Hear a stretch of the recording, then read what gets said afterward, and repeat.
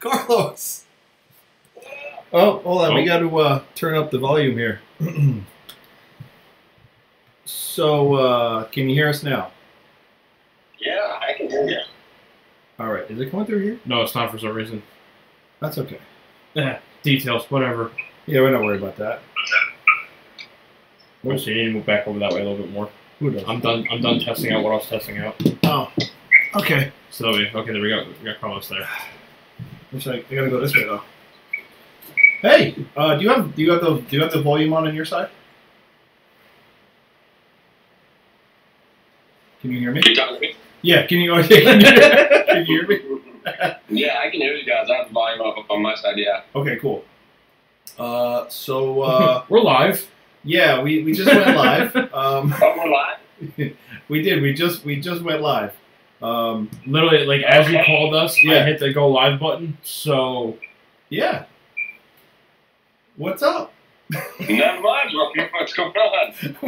we were sitting here and we were contemplating. We weren't sure what to do because we were like, God, well, I guess it was like 7:04 technically, and I was like, let's go live, and when he calls in, we'll just roll right into it. So There you go. So So here we cheers, are. man. Here you are. Nice. What's going on? Not too much, man. So everybody, Carlos Navarro's here. From AMC's The Walking Dead. Now he's really here. There it is. Is that better? Oh yeah, that's now you're full screen. Awesome. I like it. So thank you for coming on our show. Appreciate it. I'm gonna do one more thing and that's close this door. oh, okay. It's okay, Ryan. You can talk now. I don't know. I'm so maybe it's from my mouth being numb, but whatever. Ryan had a root canal today, so this is fun. Nice. Yeah. Nice is not the word I would have chosen for it, but all right. So thank you everybody for being here. We appreciate it. Thanks for hanging out with us and Carlos.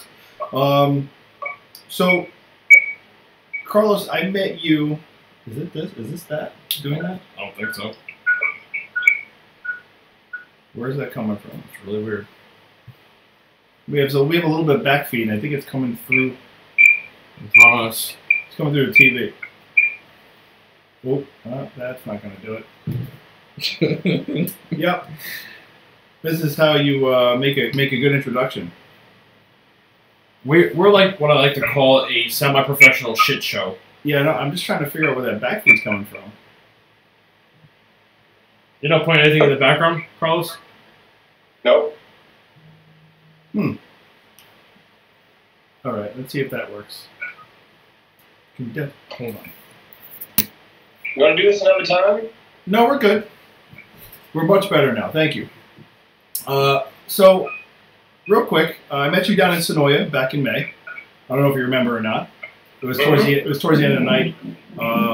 Nice, busy, crazy day that was. So, what? I know you do the radio show. You have everything going on with iHeartRadio, right? That's right. Yeah. Is that like your daily gig now? Is that what you got going on, or? Yeah, I've done radio for a while, for many years, and so I'm able to do that. Then when I have to shoot something, I kind of go where I need to go.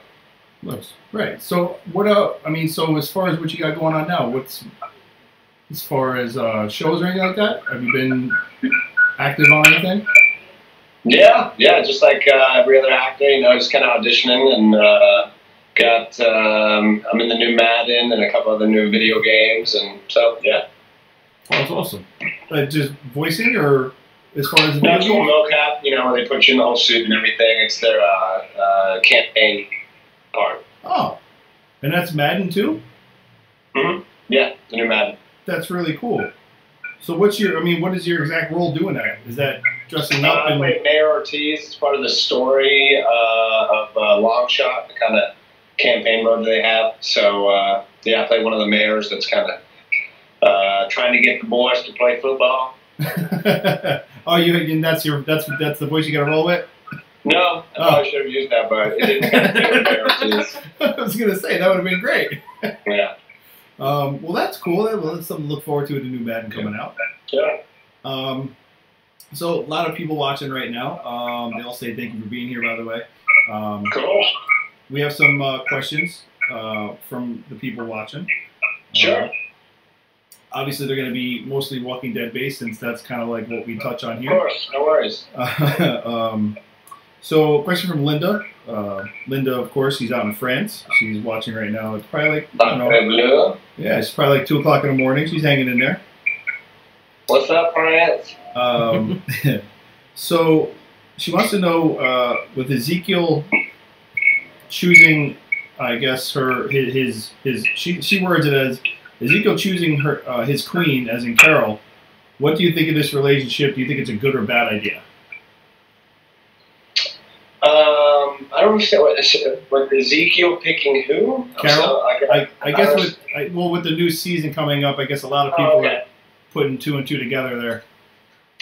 You know, I would like to see them together. Yeah. Why not? I think it'd be cool to see Carol and Ezekiel together. They deserve some love in the zombie apocalypse. But I don't know. I don't know what will happen with that. I mean, I'm a fan of the comic book, and so I know kind of where at least things go with that. But they kind of broke it wide open with Carl dying. Yeah. And so I think a lot of people would like to see King Ezekiel and Carol together. I think, yeah, that'd be cool to see.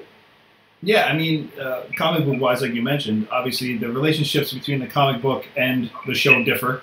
Yeah. But yeah, I mean, you know, obviously everybody, not everybody, but a lot of people were hoping for a Daryl Carol thing there. Yeah, but I don't know. I kind of see that more like a sister-brother thing. I don't really see it as like a, you know, I don't know. I just never saw them as like a romantic kind of deal. Is it bad? I kind of see it as like a mom and son thing. Yeah, like cool aunt to like, cool aunt, I was always a supporter of Beth and Daryl personally. Me too. Yeah. Me too. Yeah. That would have been a good one. And just like when they were getting close too. Spoiler alert, you know, if nobody's watched it yet to this point, but you know, Beth. If you haven't, get with it. Yeah. I know Kari Payton did post on social media a picture of him and Melissa McBride on set, and it looked like it was actually like they were shooting a scene, and they were actually holding hands, and they were like, I mean, close. Yeah. And I was like, oh, okay, so it looks like they are definitely going with that storyline, because it looked like they were in it. Yeah.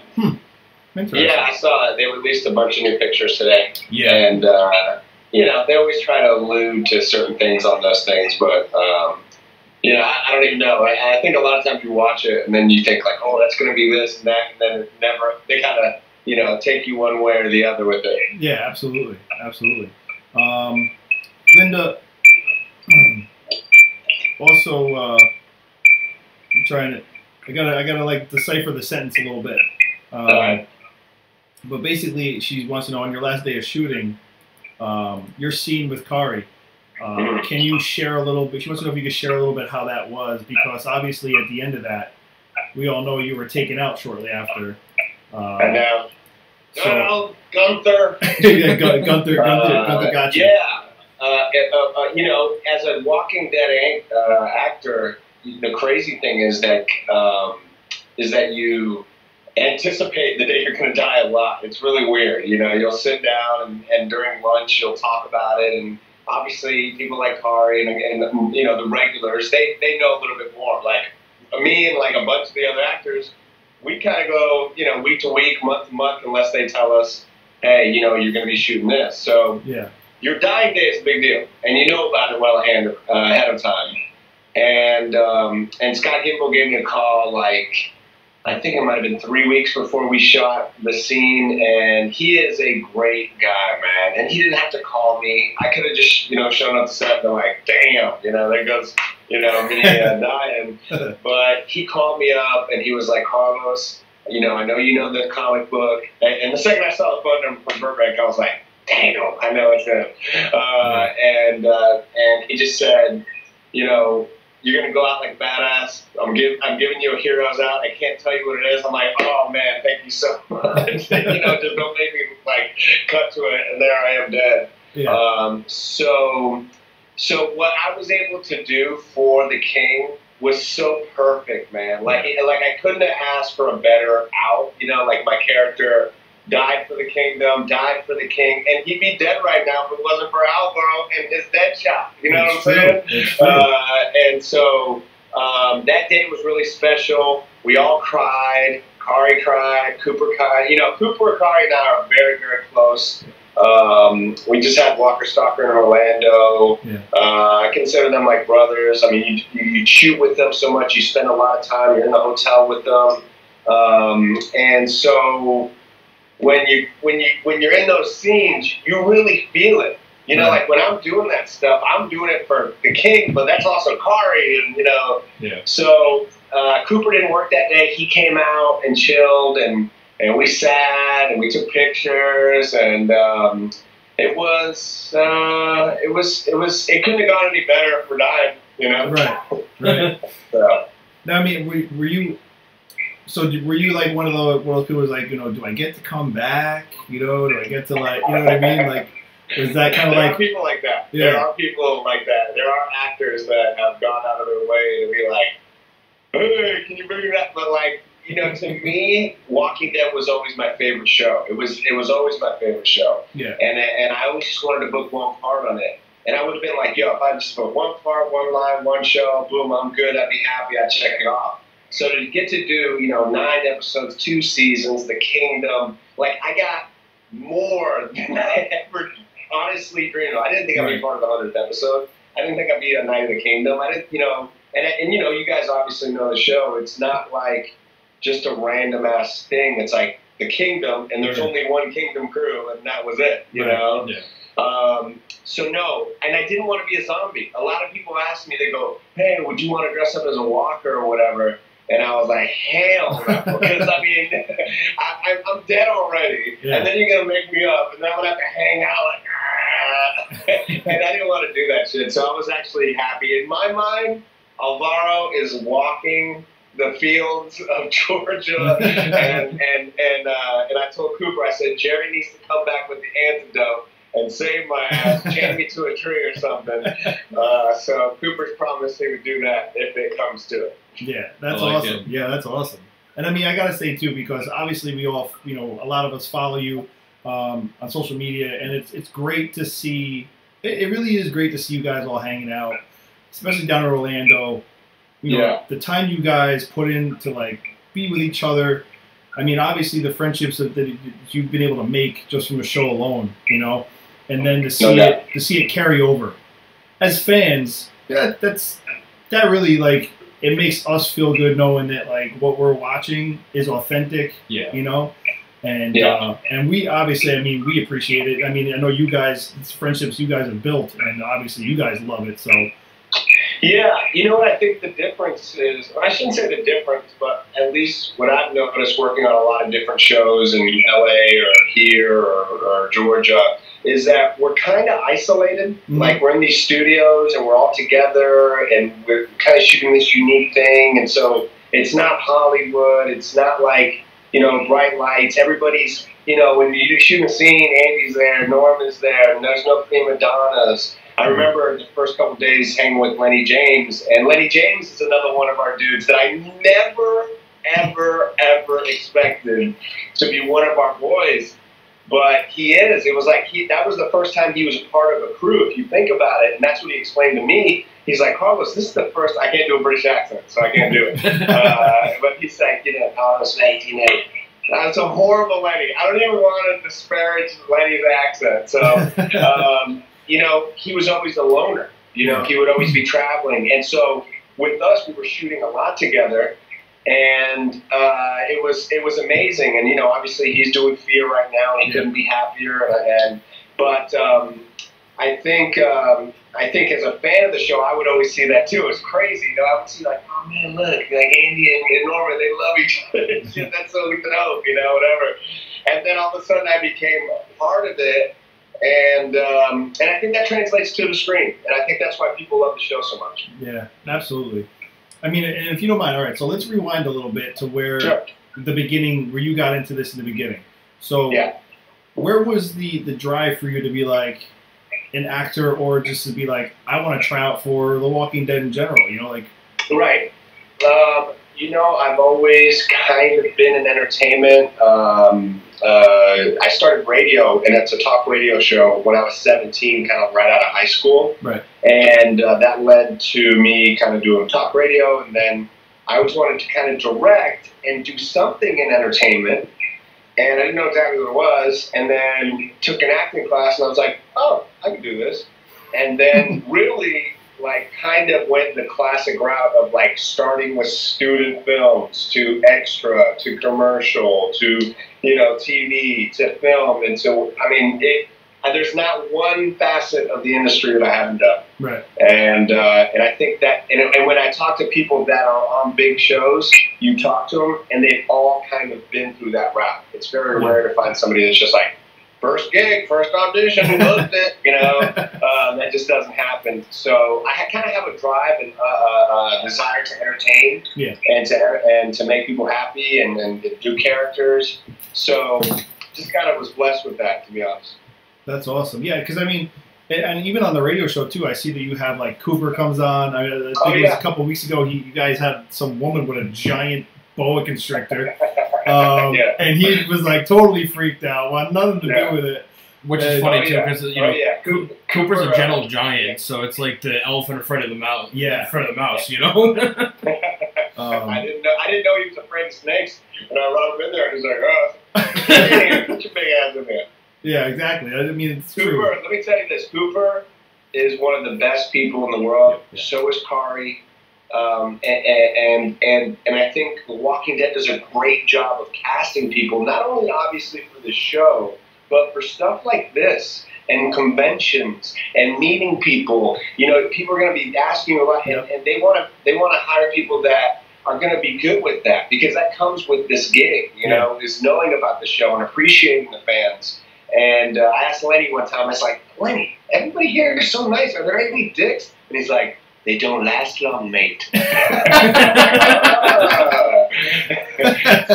I was like, That's good though, you know, because no one wants to work like that. No one wants that environment, you know. Yeah. Nobody wants to chill with the prima donna. Yeah, and you know what? Honestly, that's the advice I pass down to actors when they ask, you know, how'd you book this? How'd you do that? I said, you know what? I walk into an audition or I walk into a setting, and I try and give off the energy like, hey man, I'll be good to work with for a month. I'm good. I'm not going to give you any problems. We're cool. You know what I'm saying? Yeah. And that's so much of it. If you walk in and you're like, well, nothing, man. I really can't talk to you right now. You know, like, oh god, I got to deal with this guy. You know.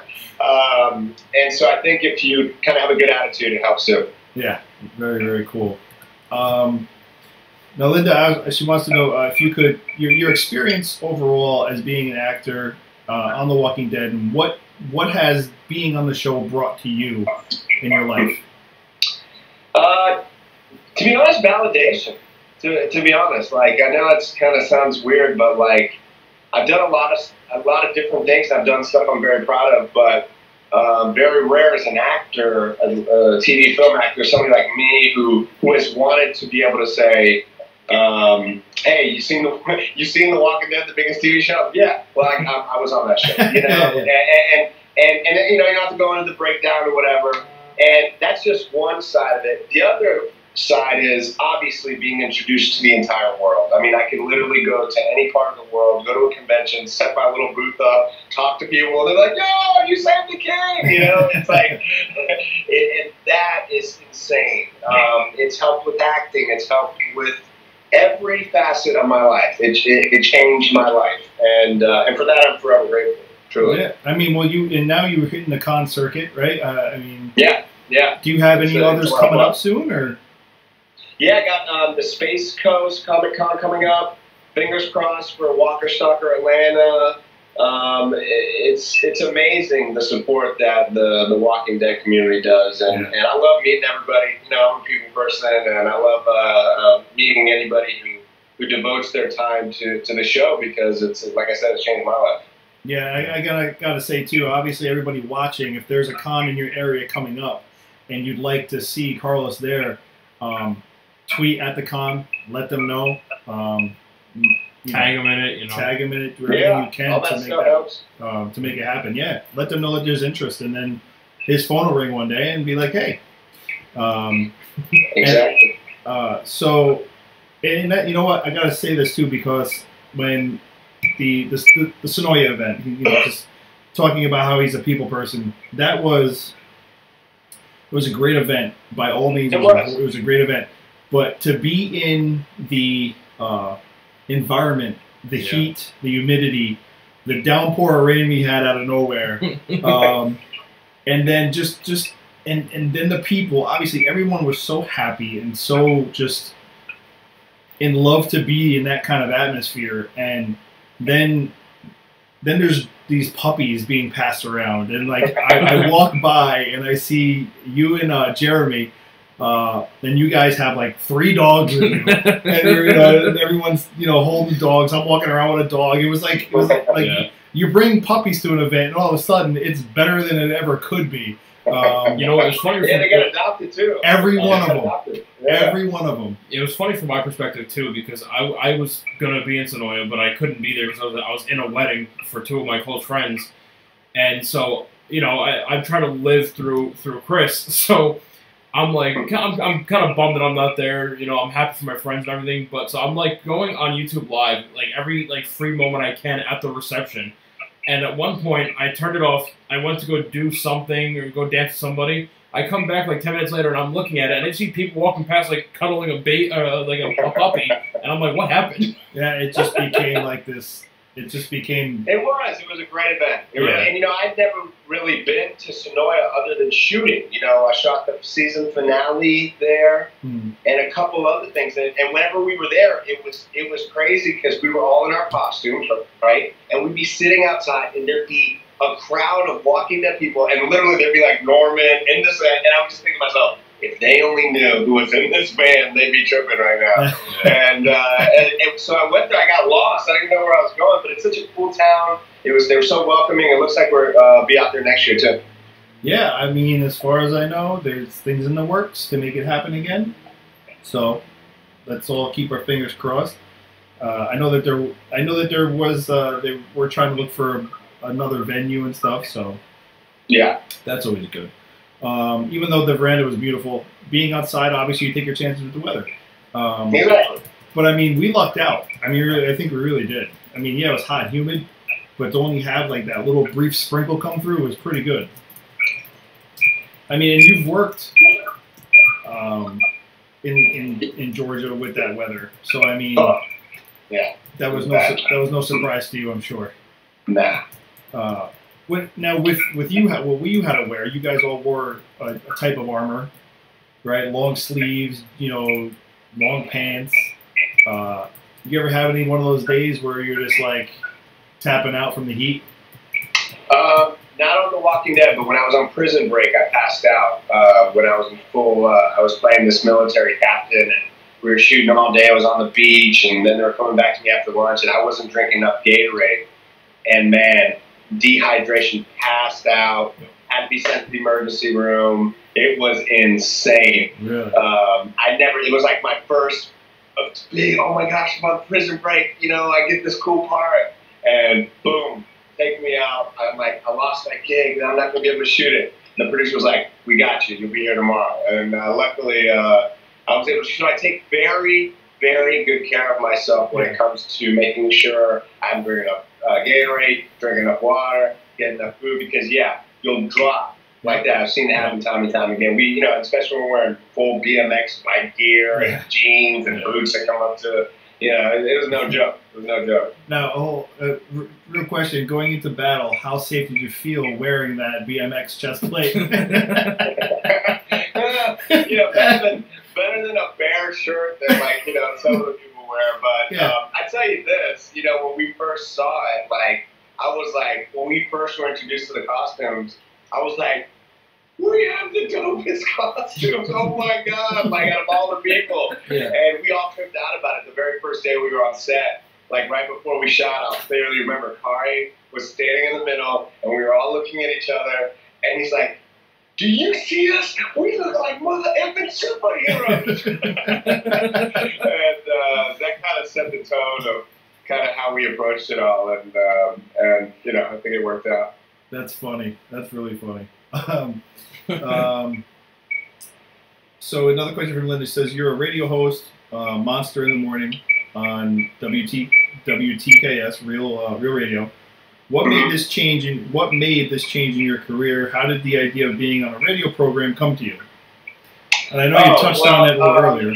It didn't kind of come to me. I was kind of hired on to the show at a young age as an intern, and kind of went there, and then I was there about 7 years, and then I went and started doing more acting.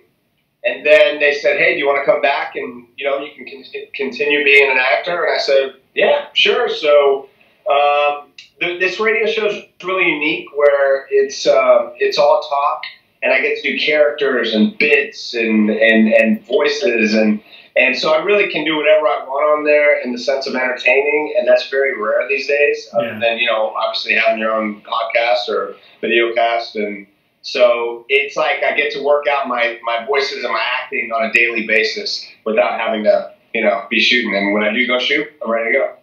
That's awesome. I mean, iHeartRadio too is just, it's a giant. I mean, yeah, I think they're like it, like the iHeartRadio festival and everything they do. They're the biggest, man. Yeah. They're big boys. Yeah, I mean, because out here, well, in New York, we get like Elvis Duran, stuff like that. Oh yeah, you know, and Elvis is great. I've been listening to Elvis. Yeah, that's iHeart too. Yeah. So. His show is awesome. It really is. Elvis' show. He's been doing radio for. Especially when he does like the phone taps in the morning. Yeah. They're freaking hysterical, man. Yeah. Oh, he's a legend, man. He's a legend of the game. Question from Renee, who was also our web girl. She wants to know, who has been your best interview on Monster in the Morning? Oh, good question. My personal favorite probably is Edward Norton, because I'm a huge Edward Norton fan, and I never thought I'd get to interview him. Mm-hmm.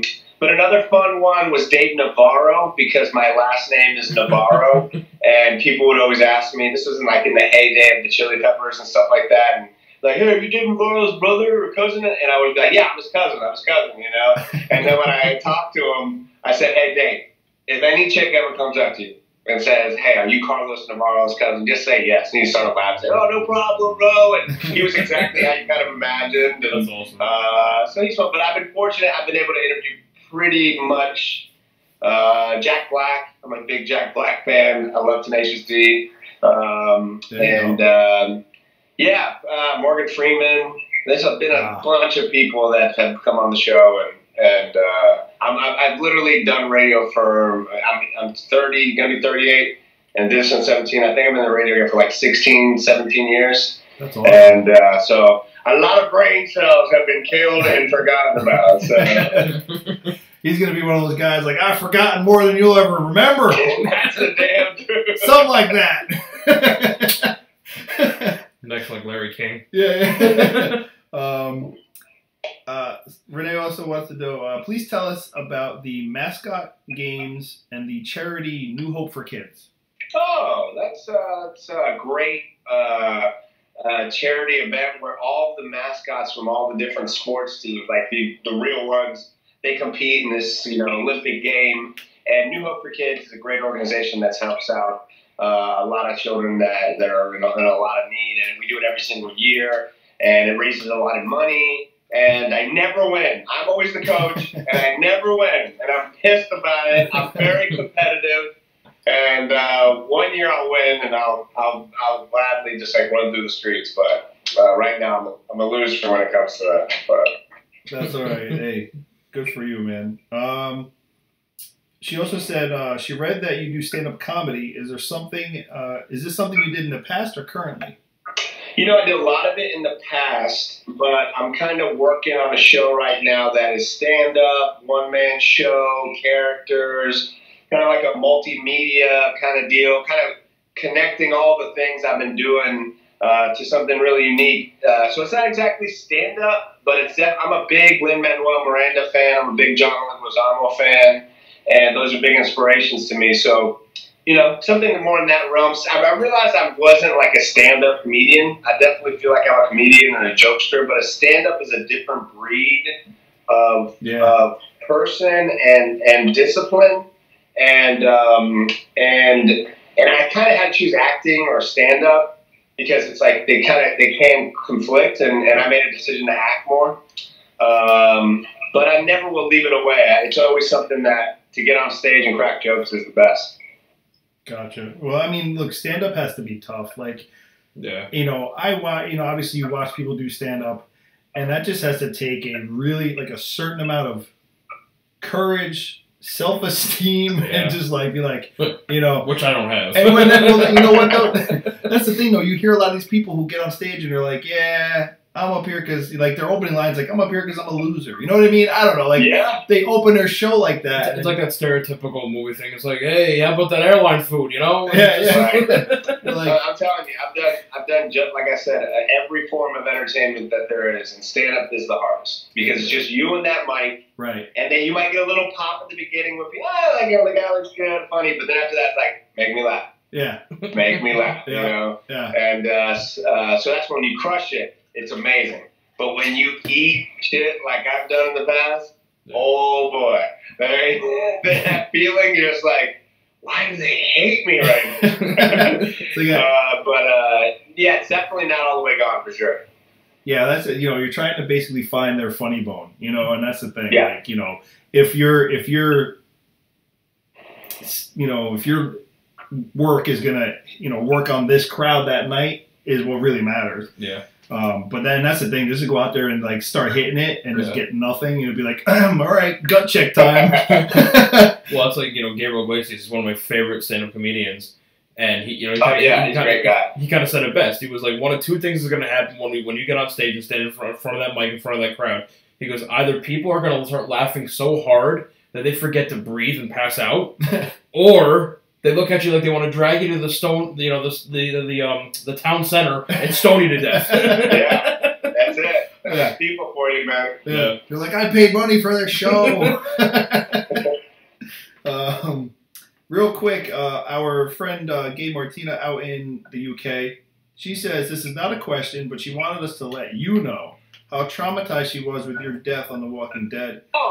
She said that she cheered when she saw you alive, and then bam, you were dead, and she cried a lot.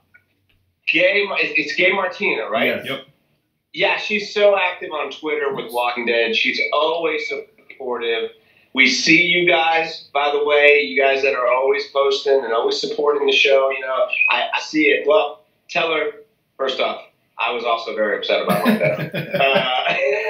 And it affected me the most out of all the deaths on The Walking Dead. But, you know, it's been really oddly comforting to have, like, you know, when you go to a convention and people come up to you like, man, I was so happy when you were alive because, like, oh, I was ready to see more. And then all of a sudden, dang. So, you know, and even, like, you know, they would send me the reaction videos, and you would see people, oh, my, oh, no, I like that guy. You know, it was, it's weird. You get to die and then see how people kind of felt about you, you know, in this weird sense. And so, Gabe Martina, I appreciate it. I love you.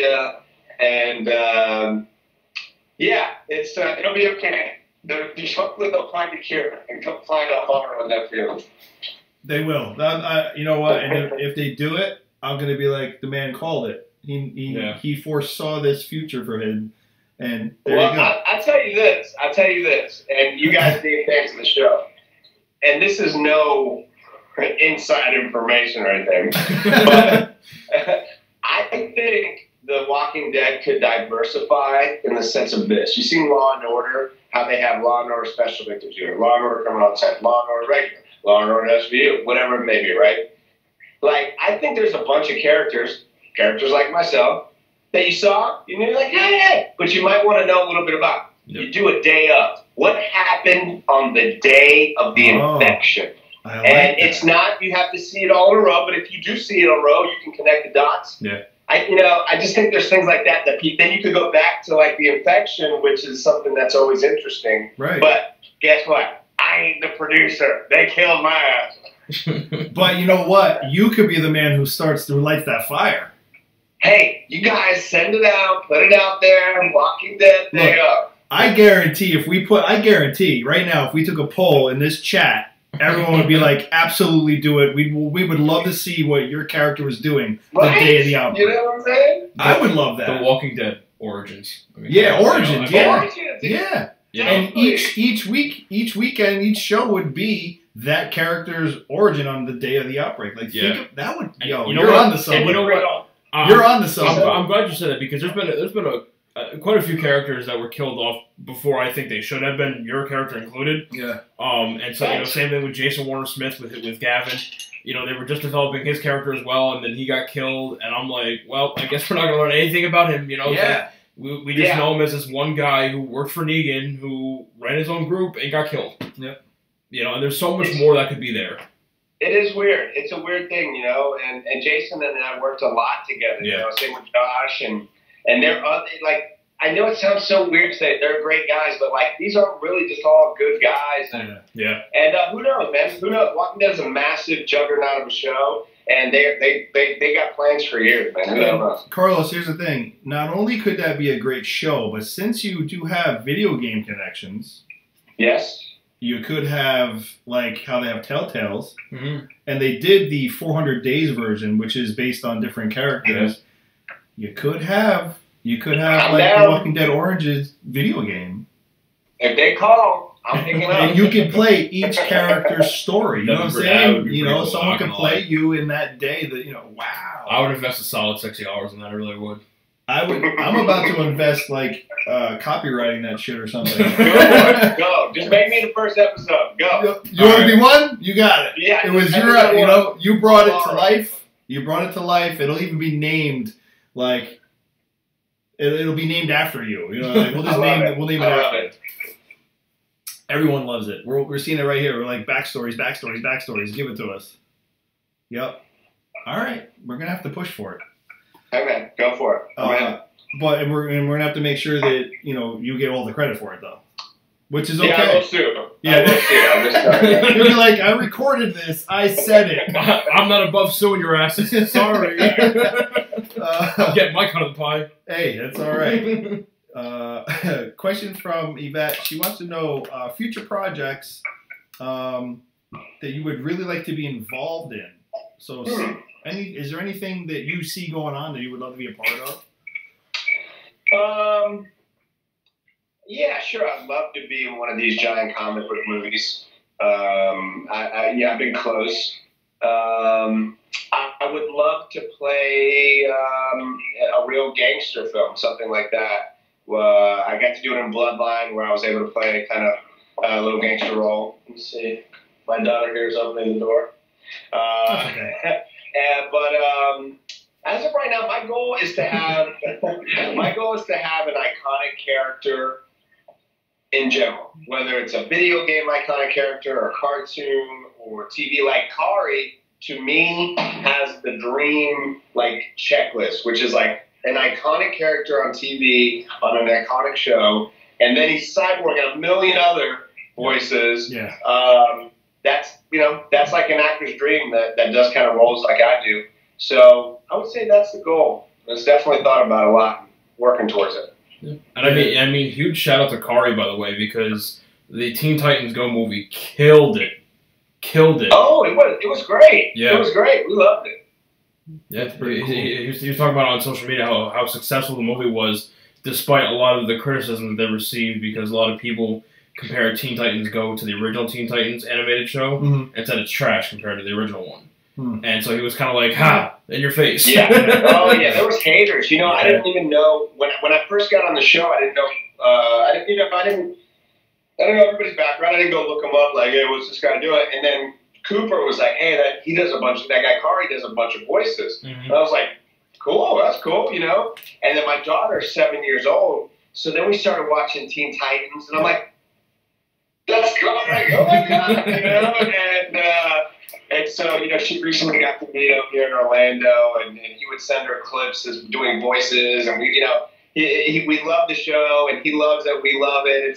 it really worked out well. So that's why I didn't know there were haters about Teen Titans. So we had dinner one day, and he's like, "Dude, there's a bunch of haters." And I was like, "Man, screw the haters. You know, what do they care? What's the big deal? They're gonna be Teen Titans here and Teen Titans there. What's the big deal?" Pretty much, yeah. You can't. I mean, I'm sure you guys know that too. You guys don't worry about every review and all this crap and everything like that. You guys just gotta keep chugging along doing you. Yeah, I mean, seriously. it is what it is. And you know, Exactly. I give them a lot of credit because when they remade Teen Titans and made it into Teen Titans Go, they did it for a very specific reason. The original show was considered to be too dark for a kid show. Yeah. It really was. There was a lot of death, a lot of blood and gore, and it just wasn't suitable for young audiences. And they wanted because it's on Cartoon Network. You know, they wanted it to be for the kids, and so when they did Teen Titans Go, they made it more lighthearted and more silly. You know, I appreciate that, and I think Kari and the rest of the voice acting crew did a phenomenal job on it. Yeah, great. Yvette says in the chat, she goes, "I think they should create a show just for you, but like a good gangsta vigilante style." Amen. Let's write it. She's all down for it. That's the okay. So Yvette was the one who just asked that question. All right, cool. She said definitely vigilante style. So that's cool. I mean, would you do something gangster like that or? Oh yeah, my goal is always to play a different character, and if you kind of look what I've been able to do, that's what I've been able to do is really play some unique, try to be memorable characters. I have actually I'm in a new comic book that I just shot for, and I play kind of a little bit of a vigilante in that. And that'll be coming out here in the end of October. A new comic book called Jolly Jane. Like I said, man, I cover all bases. I'm doing voice, I do this, I do that. That's In awesome, the entertainment game, you can't just do one thing anymore. No, definitely not. I mean, why would you? Because then, it becomes redundant and it's like, kind of takes that drive out of you. Yeah. Exactly. But, Carlos, you did mention that you'd be interested in doing like a comic book movie. So that pegs a very important question for you. Oh. DC or Marvel? I knew you were going to go there. Let's see here. Well, if DC hires me first, it's DC. If Marvel hires me first, it's Marvel. I like what he did. I truly I'm not biased. Okay. I'm not a huge comic book movie guy. I love Logan. I love Deadpool. Yep. I love the Guardians. I didn't see the new Avengers. I want to rent it. I want to see it. So I'm not super biased towards one or the other. But sure, I would love to be part of a funny Marvel cast. But who knows? And even the TV shows that are good too, as well, especially with DC. Yeah. DC has a great lineup as far as TV shows go. That's my daughter, everybody. Hey. Hi. Who's gonna go to bed here? I'm giving her a kiss. I'll see you in there for a bit. And we also know you have a great dog too. Yeah. He's crazy. You were holding is his name Bear, right?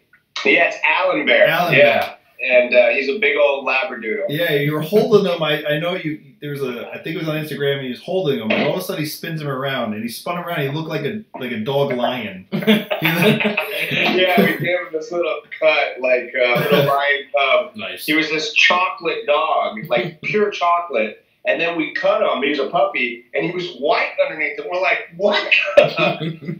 So now he has this shaggy haircut, and he looks like a straight-up Muppet. It's crazy. But he's a real character. He's a lot of fun. Yeah, and apparently he loves the pool. Loves the pool. My God, he's a Labrador. You can't get him out of the pool. He'll sit there all day. Yeah. And the one time that actually, the one that I saw was he just went frolicking in the dirt somewhere or something. And you're like, look at my beautiful clean pool. And he pans over and he's like, you're filthy, get out. Oh yeah, he's just sitting there. That's funny. Question from Linda. She wants to know about your buddy Jerry there. She wants to know this new relationship that we see images of with Nabila and Jerry. Do you think romance right now? I mean, the war is over.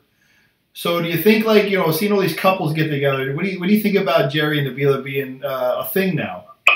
Well, I think it's adorable. Yeah. When the trailer got released, I screen grabbed it and sent it over to Coop immediately. And I was like, "Oh, look at you. And I think it's a good thing. I think it's natural in the sense of like with the re-civilization or the repopulation of a society. That's going to happen, right? It's like, oh shit, we don't have Negan coming after us. We don't have, for a long time they've been fighting left and back, this way, that way. Now it's like, hey, we got a little bit of peace here. I think we can kind of try and move forward and repopulate. I think, like, honestly, 1 through 8 is like a compendium, if you will, of the series, and then we're about to see this new phase. Right. So I think it's fitting. I'm happy for him. He gets a love interest on that. She's a sweetheart too. Yeah, no, she is. We had Nadine on. She's great. Yeah. Total sweetheart. So now, all right. So now that you're not on the show, do you speculate about what's going to happen in this coming season? Like, do you have Carlos's vision of what happens? I don't, not right now. I gotta be honest, it's a weird thing when you're on your favorite show and then you die. Like, it's like, I thought, like, okay, I'm gonna continue watching, but it was a harder thing for me because I'd be watching and be like, man, I wish I was kind of there. That'd be fun to be there right now. Right. So I'm caught up a bit, and I catch up with Coop as he goes because I talk to Coop more than I watch the show right now, and he'll be like, I'm like, all right, where are you guys at right now? Oh, okay, you're here. Okay, cool. And then, so, no, I have some ideas as to where it will go. And I think this year coming up, I think the fans are going to be like, hell yeah, man. They're back on the grind. They're back on it's more than just, Negan or this fight the whole time. It's like, get the walkers in here. Get some human stories again, So I really tip my hat to all the writers and those creators. They sweat, pain, agonize about every little word. Guys, you're not allowed to change one word on The Walking Dead. When you go and do your lines, it's word for word, and I'm talking even ellipses, okay? If there's a ... you got to take that ... because it was there for a reason. Right. And I'm talking Andrew Lincoln. I'm talking Jeffrey D. Morgan, word for word. And I've done other shows like Bloodline, Emmy Award-winning, writers, critically acclaimed. I improv'd almost every scene. There were words. So a lot of attention, a lot of detail, a lot of love goes into these shows. Yeah. So it does piss me off when I see people just being hateful and speculate that the writers are lazy or this person's a reason this. And it's like, you have no clue. These people have no clue what they're talking about. And it's people like you guys that appreciate it and push on the show through the tough times and the good times, So we'll see what they do this year on The Walking Dead. And that prompts another question that we have in the chat. So with you mentioned Negan being, the wars being over and everything like that.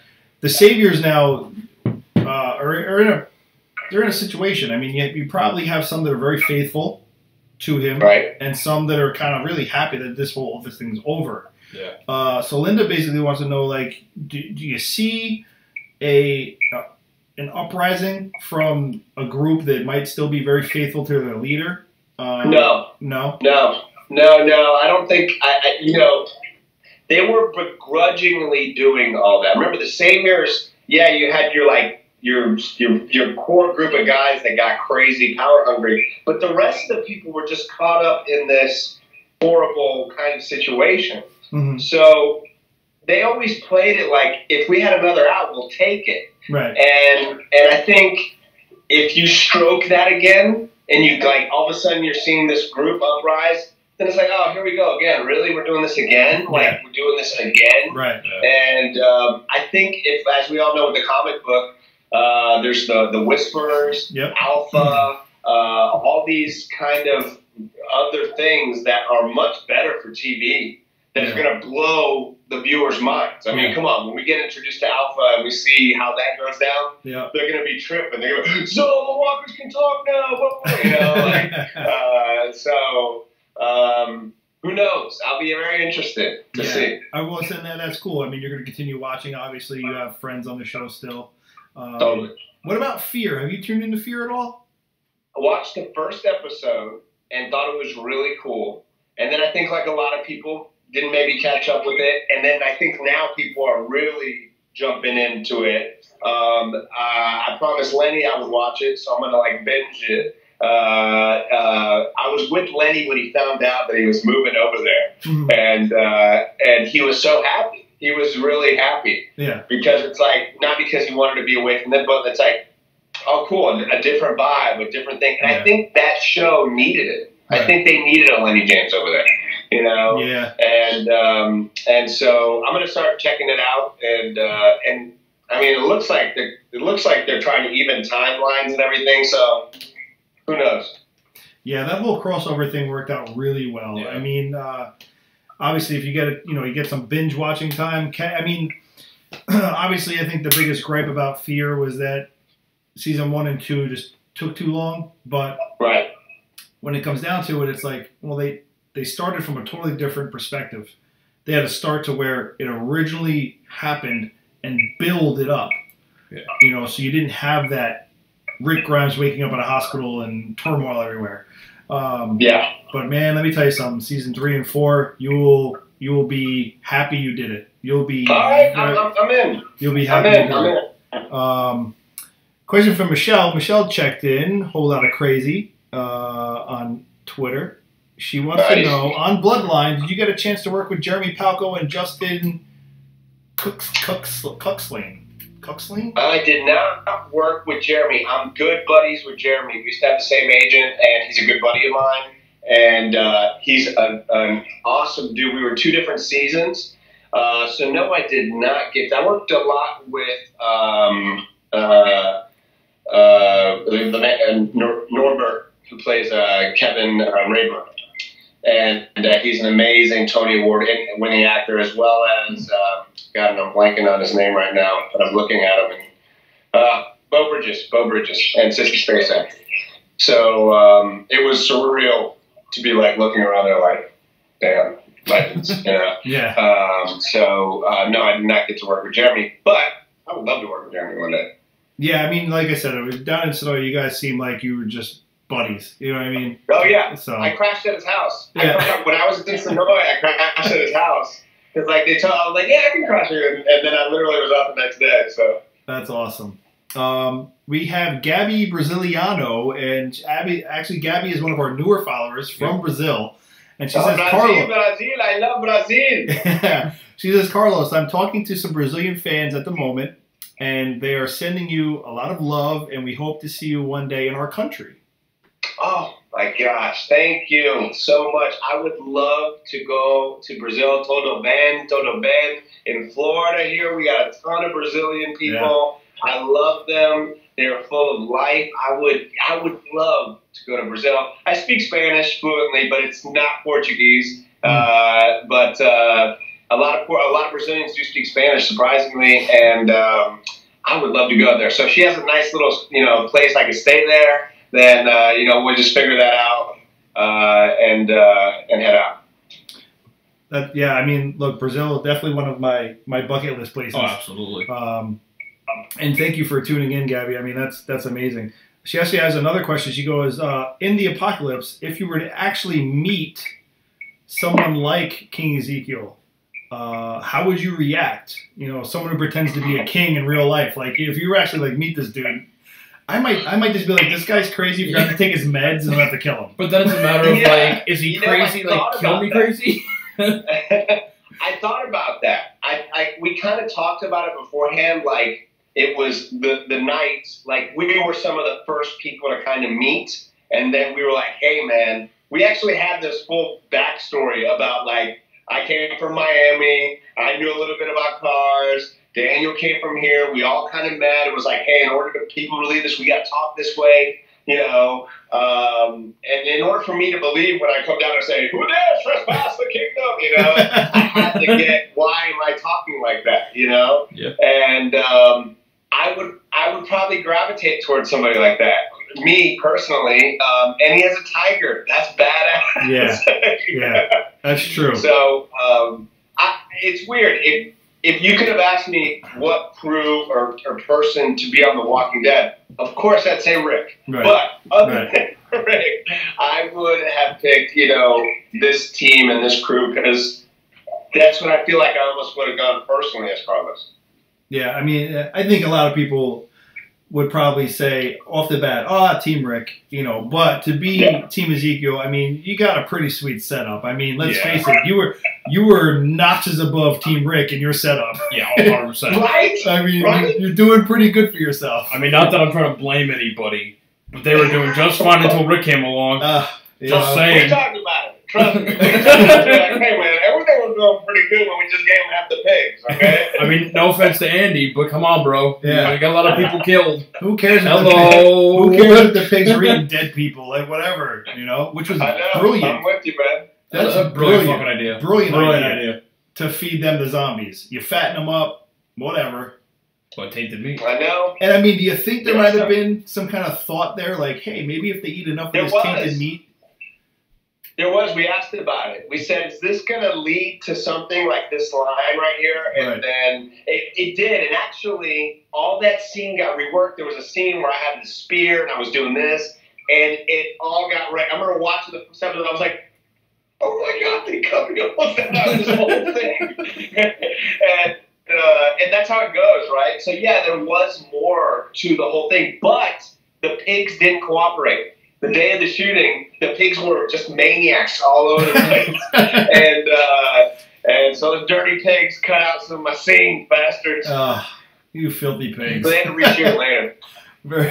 Well, that's all right. Hey, it was a good scene. That's all. They should have just done what they did with Sheila. They should have dressed some guy up in a big-ass spandex suit and just had him crawl around like a pig. I mean, you would need like 4 or 5 people dressed up in spandex suits. Okay, but if you said to me, like, hey, we're going to pay you X amount of money to be on The Walking Dead, I'd be like, all right, whatever.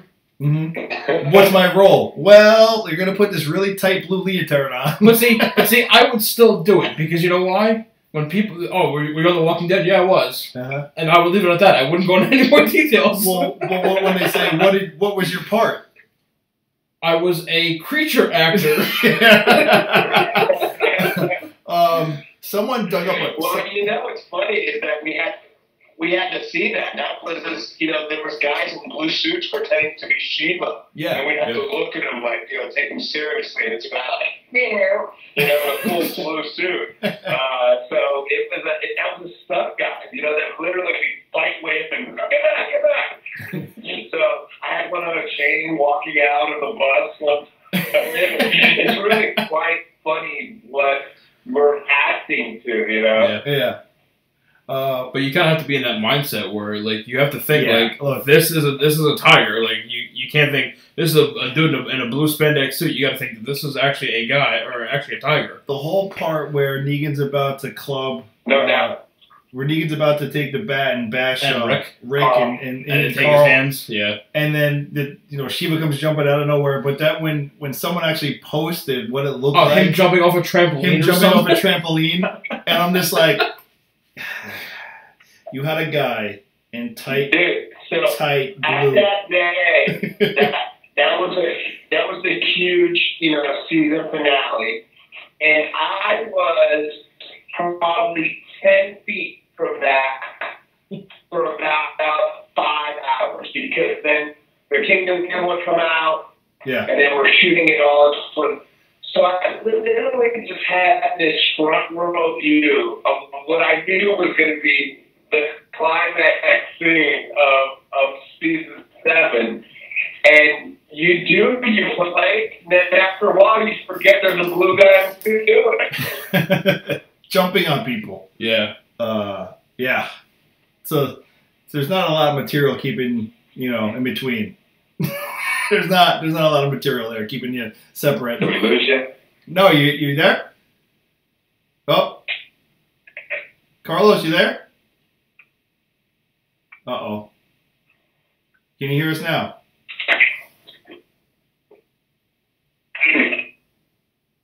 Uh-oh. Yeah, cool. Okay. There you are. It takes Skype a minute sometimes. I'm good? Yeah, no, you're good. Got a little delay. Yeah, Skype sometimes likes to give us little hiccups. Cool. Yeah, we're good. Someone dug up a nickname on you. Can you explain the nickname Black Bean? All right. There must be a huge delay right now. Yeah. That's right. That's my first radio name. Is Blackbeard, and I mean, not a lot of thought behind it, but it stuck for a little bit. And then when I actually came back, I was like, yeah, you can use Carlos Blackbeard. I don't care, but just stuck Carlos. So that basically it was just you were Don Blackbeard in your first radio show. Exactly, pretty much. Well, trying to see what up. Oh, we've got some people saying what's up. Thomas said what's up. Brian says what's up. Brian Donovan, hey, what's going on, man? You're welcome for. Let me see. Thomas says, I think you had a question in here somewhere. I'm just trying to go through our chat real quick before. Oh, Oscar Rodriguez says what's up. What up? Oscar, of course, being one of the founding fathers. Oh yeah, shut up, right up. Let me see. I have Robin Overton's calling my phone right now. Black and white guy. Robin, you know I'm doing a podcast, right? You just go on you click on the YouTube link. Yep. You just go. You can't. Yeah, you just go to our page and you click on the YouTube link, and it should bring you right in. All right. Yeah, no problem. What can I say? When Robert Overton calls, you gotta answer the phone, right? Pick up the phone. It's like when the president calls. Yeah. You know? The guy might draw me one day. I have no idea. Yeah. Let me see. I think, where was that question? Thank you. No, Linda. Damn it. No. There it is. And fellas, this is gonna have to be the last question because my daughter's going to bed and I'm gonna go say goodnight. You got it. All right. So then we're gonna leave it like this then. Yeah. I feel comfortable where you left it. I do. Yeah. We're gonna leave it like this. What are your thoughts on Rick's death? I was very sad to hear that because I think Rick is the heart and soul of that show. That doesn't mean that I don't think the show will carry on. I don't. I think it totally will, but it'll be a different phase, right? He was so cool with me that, like, to me, that guy can do no wrong, and I can only imagine how hard it must be to be away from your family while they're in England and you're in Georgia and they're growing up and you're not seeing them. You're this big, super famous, rich Walking Dead guy, but then you're not seeing your kids grow up. Yeah. And so I think he made the right call. I don't think it's the end for him. Who knows? But I don't see him. I don't know. They're very creative with what they do. I can only imagine that, we can still honor him some way. I don't know. Yeah, I'm hoping that they don't officially kill off Rick because, obviously, like you said, it'll leave a window open for maybe a return somewhere down the road. A cameo or like a cameo, something. Yeah. We gotta leave the door open for Rick. Yeah. We gotta leave the door open. Yeah. I think him and Maggie both need that kind of like that just that opportunity to come back and maybe do something. Maybe, I think Maggie dies. You think so? Yeah, I think Maggie dies. I don't know. Just saying. This is kind of like, I don't know. I feel like her career is now taking a different direction in the movies. Yeah. Mile 22 is coming out. Yeah, Mile 22 is coming out Friday. Plus, she's got that TV show. She's got another show. So, yeah, we'll see. Carlos, listen, it's been a pleasure. Thank you for spending the time with us. It was a lot of fun, guys. Yeah, absolutely. Thank you for sticking through us through all the technical issues we had. We appreciate it. We will talk to you soon. Good luck in everything you got going on, my friend. Everything, all your projects. And we will tweet you. We will do everything to get you to a Walker Stalker Con near us or someone. Hell yeah. Hey, listen, I appreciate you having me on the show. To the top, never stop. We'll see y'all soon. Absolutely. Later, Carlos.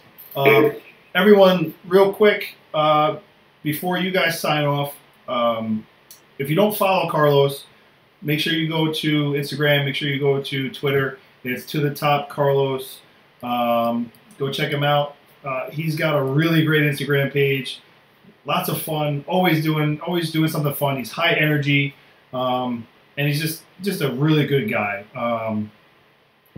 With that said, next week we will not be here. We have I don't even want to begin talking about what work is going to be like next week. So with that being said, we won't be here next week. We'll be here the following week, and then we'll definitely going to be here for the week after that, because that leads up to our show with the one and only Jenna Elfman. We'll see if we can land another guest prior to her show. If not, then what we'll do is when we come back the week prior to her show, it'll just be Ryan and I talking about either fear and everything leading up to her show. Everything that's been going on in the field world, everything that's been going on with the cons and everything that are happening. So keep in touch with us. Like usual, tweet, Instagram, everything. We'll post everything that's going on. We appreciate every one of you guys being here, especially all of our overseas people. Really, really appreciate it. I know it's super late. And we appreciate that week by week that you guys are here every single week. I mean, that means the world to us. Yeah, especially like all the retweeting. Thank you to Daphne for making that edit today. Yeah, holy shit, that was an awesome edit. Thank you so much to Daphne for making that edit today. Thank all you guys who take our stuff, retweet, spread the word, tell people to come subscribe to our YouTube page. Right to the top, Carlos. Yep. We're going to be also getting a couple of other social media platforms. So we have a lot of good stuff in the works, I think, that you guys will enjoy. Yeah, Ryan and I are collabing to put a lot of different things in there.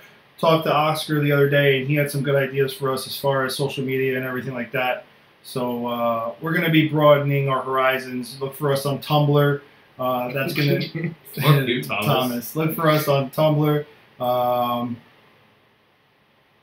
Listen, Linda, listen. Kim, what's going on? Kim, please tell hubby to call me. I need to talk with him. Why are we giving a thumbs down, Oscar? What? He's like, I'm giving you a thumbs down, you fucks. Well, hold on, because I didn't... Well, here's the thing, Oscar. I didn't have literally, if you paid attention to the beginning of the show, you would know that we went live because Carlos wasn't even around for us to go live. So we went live, and as soon as I went live, Carlos called. Yeah. So...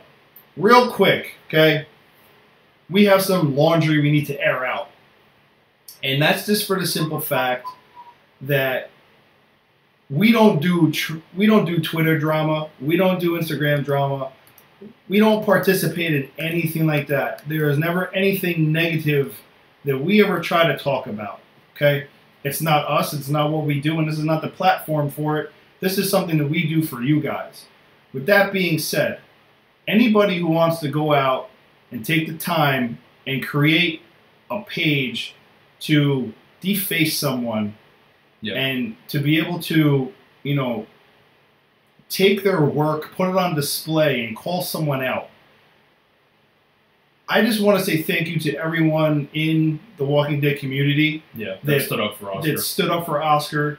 I want to say thank you to everybody who stood up for us when we didn't really get attacked, but someone wanted to kind of call us out on certain things that aren't true.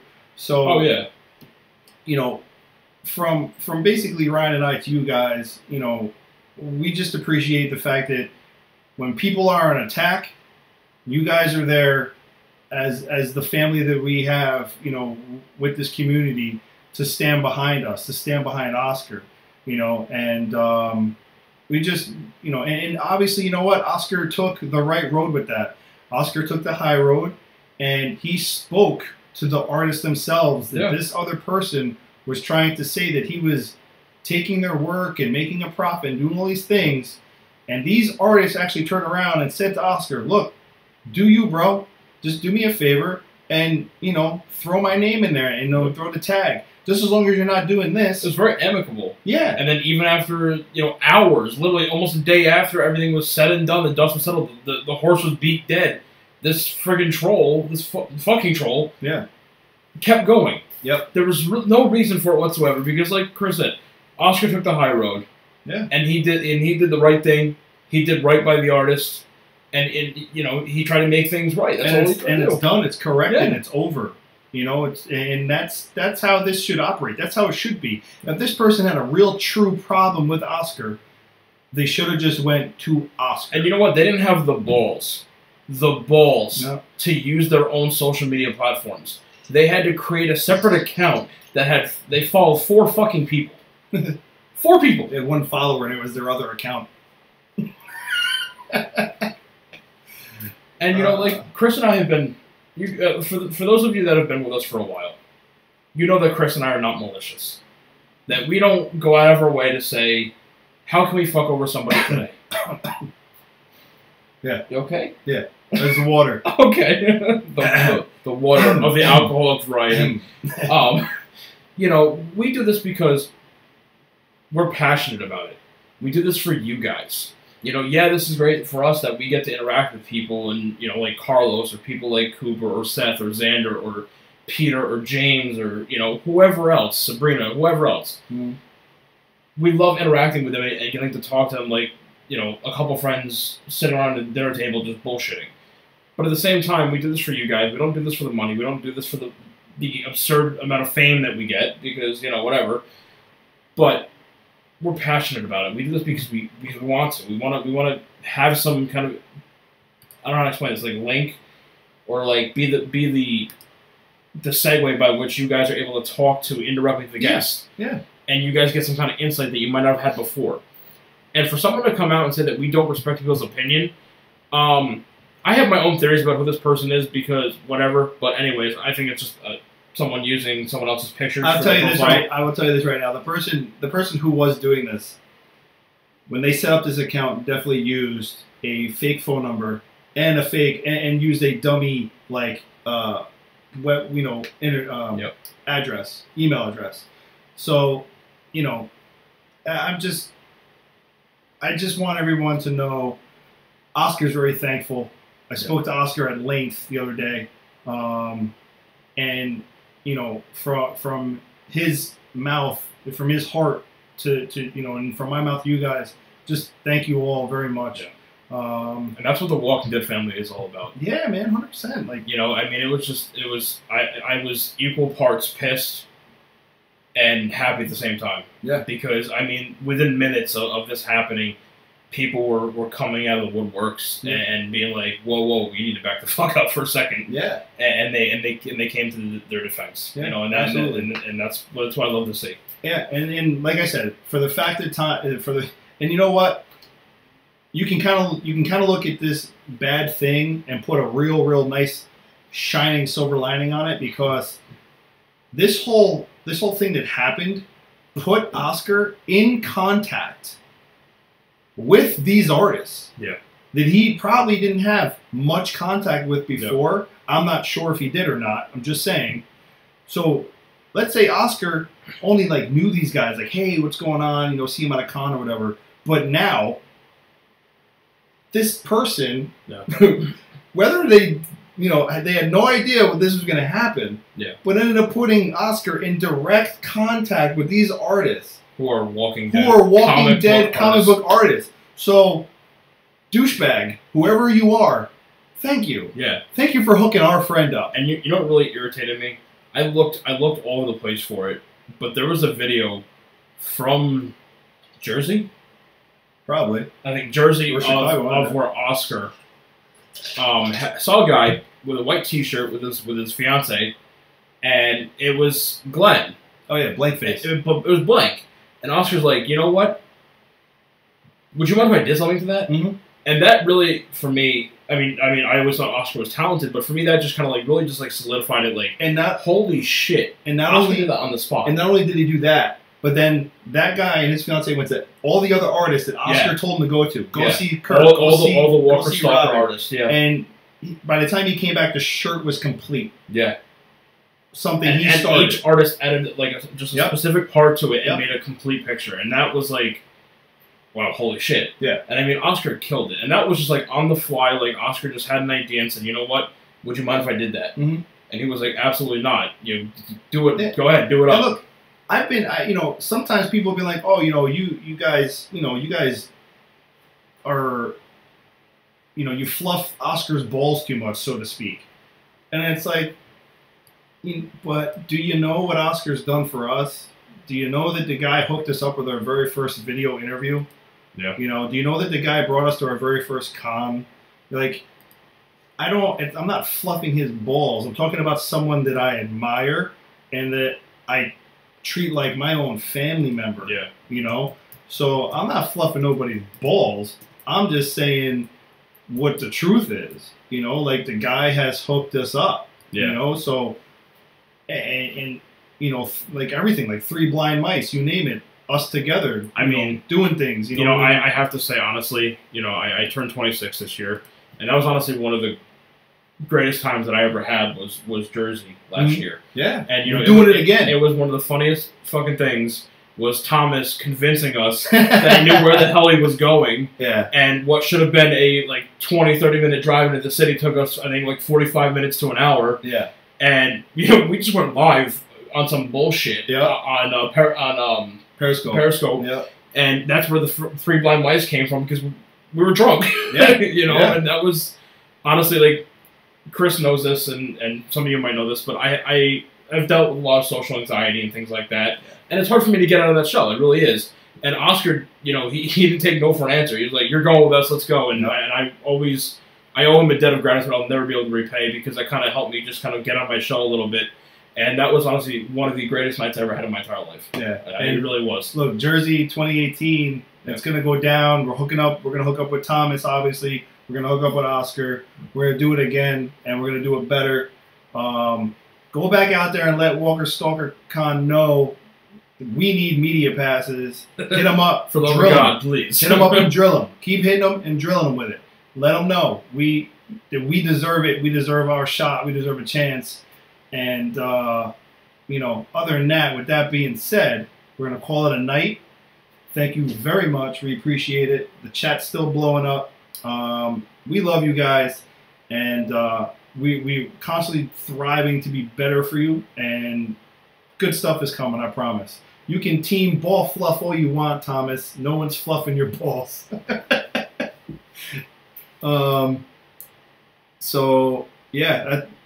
It's going to happen. Jersey's happening. We actually bought VIP tickets. We did. We bought VIP tickets because I'm not missing my chance. We decided that, Oscar for New Jersey and Chicago was nice enough to let us tag along with him as vendor passes.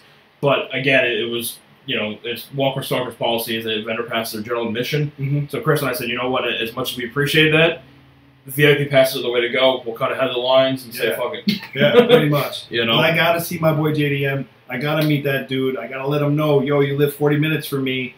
I go to your candy store. Yeah. We're still trying to have a live show from Samuel Sweet Shops up in Rhinebeck. Yeah. So maybe in Jersey when he's there, we could be like, hey, we saw you in Chicago in March, and we're the two guys from Dutchess County, and he'd be like, oh, you're fucking kidding me? I remember you guys. I'm hoping that's how it goes. Yeah, that's what I'm hoping too. So, but Oscar, we love you too, brother. You are not our friend. You are our brother. And Thomas, don't worry, we love you too, bro. We respect what you do. We love you too. You're like the redheaded stepchild. Yeah, well, we love you. It's okay. We still love you. Yeah. We'll lock in the basement, but everybody else, Thomas, shut up. I will see JDM with VIP. Why you gotta burst my bubble, bro? You know what, Thomas? This is why now I don't love him. I don't love you right now for that comment. That's that hurts. Nice. That hurts. I appreciate it at all. I'm gonna start doing what Dave does to you and be like, he who shall not be named.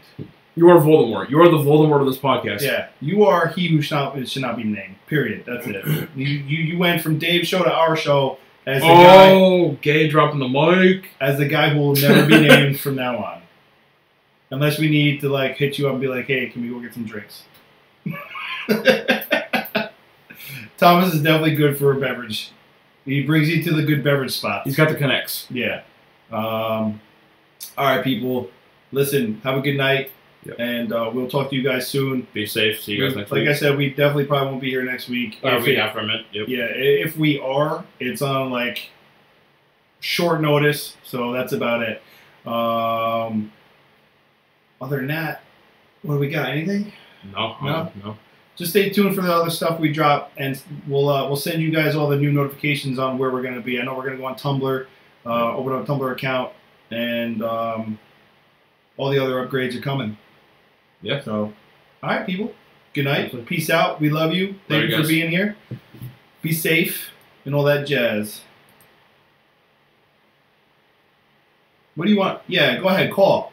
Call right now. Who's calling? Call me right now. You know who shall not be named.